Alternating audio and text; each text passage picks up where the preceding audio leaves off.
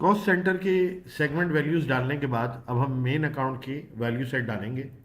Main account के value sets मैंने यहाँ पे फ़िल्टर किए हुए हैं। यहाँ पे वन बाय वन हम देखते चले जाएंगे और इनको डिफाइन करते जाएंगे। तो पहले सारे हम मेन अकाउंट डालेंगे, उनकी वैल्यू ये है और उनकी डिस्क्रिप्शन ये है। कौन किसका पेरेंट है, कौन किसका चाइल्ड है, वो हम वन बाय वन डालेंगे। लेकिन हमारा पहला टास्क ये होगा कि हम यहाँ से लेके यहाँ तक सारे अकाउंटिंग कोड्स डाल दें। तो स्टार्ट करते हैं हम सबसे पहले एसेट के कोड से, और एसेट के कोड के बाद हम पहले यहाँ तक कोड डालेंगे और उसके बाद हम आगे बढ़ेंगे। ठीक है जी। तो हम आएंगे सेटअप, फाइनेंशियल, फ्लेक्सफील्ड, की, वैल्यूज। एप्लीकेशन का नाम क्या है? General ledger. तो GEN लिख के टैब दबाइए, जनरल लेजर लिखा आएगा। टाइटल क्या है? अकाउंटिंग, जो कि फ्लेक्सफील्ड का नाम है। आपके स्ट्रक्चर का नाम है फैंटम चार्ट ऑफ अकाउंट, और सेगमेंट आप यहाँ से मेन अकाउंट सर्च कर लेंगे। मेन अकाउंट सर्च करने के बाद आप फाइंड का बटन दबाएंगे और ये विंडो आपके सामने आ जाएगी। ठीक है, इसको थोड़ा सा हम सेट कर लेंगे ताकि हम सारी वैल्यूज़ डाल सकें। सबसे पहले हम अनस्पेसिफाइड डालेंगे। अब आप देखिए कि मैं 0000 4 वैल्यू डालूंगा तो वो जाके वर्क करेगा और कहेगा कि आपकी मैक्सिमम लेंथ 3 कैरेक्टर है, आप 4 वैल्यू डाल रहे हैं। तो हम 3 वैल्यू डालेंगे। डिस्क्रिप्शन में डालेंगे अनस्पेसिफाइड, टैब की दबाएंगे, इनेबल, कोई डेट नहीं डालेंगे, और उसके बाद हम इसका क्वालिफायर डालेंगे। Now this is very important. Budget allow रखेंगे, आप अलाउ पोस्टिंग रखेंगे, लेकिन अकाउंट टाइप को आपको चेंज करना ज़रूरी है। अभी जो अनस्पेसिफाइड है, इसको आप क्या अकाउंट टाइप देना चाहेंगे, तो आप इसको एक्सपेंस पे रखते हुए आप इसको ओके करते हुए आगे बढ़ेंगे। लेकिन यहाँ से गुजरना ज़रूर है। आप चाहे इसकी टाइप रख दें, कोई भी टाइप रख सकते हैं। तो फिलहाल मैं जो हूँ उसको एक्सपेंस रखते हुए ओके करूँगा और ओके कर दूँगा। ये मेरा पहला अकाउंटिंग कोड सेव हो गया। तो मैंने यहाँ पे सेव का बटन दबाया। अब ये आपको हर स्टेप पे करने की ज़रूरत नहीं है। 4-5 एंट्रीज डालने के बाद आप ये काम कर सकते हैं। अब हम आते हैं एसेट। अब एसेट में फ़र्ज़ करें अगर मैं 1 लिखता हूँ और टैप करता हूँ तो ये ऑटोमेटिकली उसको आगे जाके 001 कर देगा। इसलिए मैं एहतियातन 100 लिखूंगा और पहला कोड जो है वो हमारा एसेट्स है। टैब की दबाते हुए आप क्वालिफायर तक जाएंगे और यहाँ पर आके आप जो अकाउंटिंग की टाइप आपने सेलेक्ट करना ज़रूरी है वो होगा आपका एसेट, जो ऊपर लिखा हुआ है। ओके का बटन दबाएंगे, ओके करेंगे, ये आपका एसेट रिकॉर्ड हो गया। सेव का बटन दबाया। अब मैं लाइन से सारे कोड डालना शुरू कर दूंगा। 110 is for non current asset. Tap करने के बाद मैं क्वालिफायर पे जाऊंगा और ए लिख के टैप कर दूंगा। Okay and okay. उसके बाद मैं लिखूंगा 111, that is for land. Land की एंट्री करने के बाद क्वालिफायर में डालूंगा एसेट और ओके करके बाहर आ जाऊंगा। फिर 112 जो कि उसका सीक्वेंस है, फर्नीचर, और उसके बाद हमने यहाँ पे जाके इसका क्वालिफायर डालना ज़रूरी है। अगर आपने क्वालिफायर नहीं डाला तो ये फ्लेक्सफील्ड कंपाइल नहीं हो। आगे बढ़ते हैं 113 जो कि हमारा कोड है फर्नीचर के बाद व्हीकल। लैंड, बिल्डिंग, ये बिल्डिंग कर दें आप इसको अभी फ़िलहाल तो चेंज किया जा सकता है, बाद में नहीं चेंज किया जा सकता। बिल्डिंग के बाद फर्नीचर। टैब की दबाई और उसके बाद यहाँ पर आके हमने एसेट इसको कन्फाइन किया, असाइन किया और ओके करके नीचे आ। उसके बाद लास्ट हमारा 114 है जो कि हम डालेंगे व्हीकल।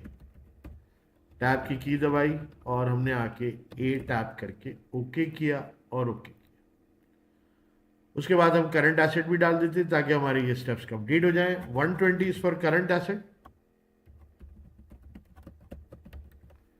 और उसके बाद टैप करते हुए ये क्योंकि एसेट है इसलिए इसको असाइन करना ज़रूरी है। अच्छा, अगर आपके जहन में ये ख्याल आ रहा हो कि हम कोई जब एक्सपेंस का अकाउंट डालेंगे तो एक्सपेंस तो ऑलरेडी असाइन हुआ है तो हमें वहाँ जाने की ज़रूरत नहीं है, नहीं, ऐसा नहीं होगा। वहाँ से आपको एक दफ़ा पूरा घूम के आना पड़ेगा क्योंकि वो एक लॉक है, जो लॉक वहाँ से आप गुजर जाएंगे तो वो अनलॉक हो जाएगा। 121 पे हमने लिखा अकाउंट रिसीवेबल, और यहां पर आके टैप किया हमने इसको एसेट्स और ओके किया और ओके किया। अकाउंट रिसीवेबल लिखने के बाद दो और अकाउंटिंग कोड हम डालेंगे। वन, ये 21 है, ये 122 होगा, और ये 120 है, ये 122 और 123। इसको हम खोल के देख देते हैं, एक दफ़ा इसको भी करेक्ट कर लेते हैं। 120 करंट एसेट्स है, 121 account receivable, 122 inventory and 121 cash and bank. बिल्कुल सही है। तो हम वापस पहुंचते हैं और इसमें दोबारा से एंट्री करते हैं। तो 122 इज़ फॉर इन्वेंट्री और 123 is for cash and bank. एक छोटी सी चेंज की है मैंने। 122 हमारा कोड हो जाएगा इन्वेंट्री का। कभी कभी ऐसे भी होती है कि कोड्स हमें चेंज करने पड़ जाते हैं, और ओके किया हमने। और लास्ट एंट्री जो मैं इसके अंदर करूँगा 123, एसेट साइड हमारी पूरी कंप्लीट हो जाएगी, कैश एंड बैंक। अभी ना मैंने उसका पेरेंट चाइल्ड डिफाइन किया है, कुछ भी डिफाइन नहीं किया है, लेकिन सिर्फ मैंने डिफाइन किए हैं कोड्स जो कि एसेट साइड से, और हमारा यहाँ से लेके यहाँ तक के सारे कोड्स जो है वो कवर हो गए। ठीक है जी। अब इसको कंपाइल करने का तरीका ये है कि हम यहाँ पर आते हैं और सेव का बटन दबाते हैं। ठीक है, 9 रिकॉर्ड्स अप्लाइड एंड सेव। तो हमारा पहला स्टेप जो मेन अकाउंट्स के सारे एसेट्स को डिफाइन करने का था, जो कोड्स का था, वो कंप्लीट हो गया। जब मैंने ओके का बटन दबाया तो देखिए सबमिटेड रिक्वेस्ट, और ये कंपाइल होने लग गया। करंट एसेट्स मेन अकाउंट की वैल्यूज डालने के बाद अब हम आएंगे दूसरे पार्ट के अंदर, और इक्विटी से लेके हम सारे बैलेंस शीट के अकाउंट्स डालेंगे। अगर आप इसको थोड़ा सा कलर वाइज डिस्ट्रीब्यूट कर ले तो आपको पढ़ने में भी आसानी रहेगी। ठीक है जी। ऑरेकल एप्लीकेशन के अंदर आते हैं और अपनी स्क्रीन को थोड़ा छोटा कर लेते हैं। यहाँ पर आएंगे, ये हमारी स्क्रीन होगी। हम सेटअप पे जाएंगे, फाइनेंशियल फ्लेक्सफील्ड की वैल्यूज, एप्लीकेशन का नाम again general ledger. General ledger select करेंगे, टाइटल होगा अकाउंटिंग। उसके बाद हमारे स्ट्रक्चर का नाम है फैंटम। सेगमेंट के अंदर हम आएंगे मेन अकाउंट और फाइंड का बटन दबाएंगे। जैसा कि हम देख चुके हैं कि 123 तक हमने अकाउंट्स कोड्स बना दिए। अब 123 के नीचे जाके आप फिर डाउन एरो दबाएंगे कीबोर्ड से, तो आगे चलना शुरू हो जाएगा। इक्विटी में आएंगे। इक्विटी का कोड जो है वो है हमारा 200, और इक्विटी डालने के बाद हम टैप करेंगे। उसी तरह क्वालिफायर में आएंगे, और अब हमारा जो क्वालिफायर होगा वो ओनरशिप स्टॉक होल्डर इक्विटी होगा। ओके करके आप बाहर आएंगे।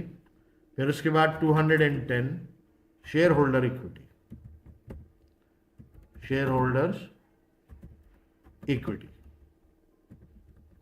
टैब की की से हम फिर क्वालिफायर पे जाएंगे और ओ लिख के टैप कर देंगे। ओके लिखने के बाद, ओके करने के बाद हम यहाँ पर आएंगे। अगला है हमारा पेड अप कैपिटल, जो कोड है 211। Paid up capital,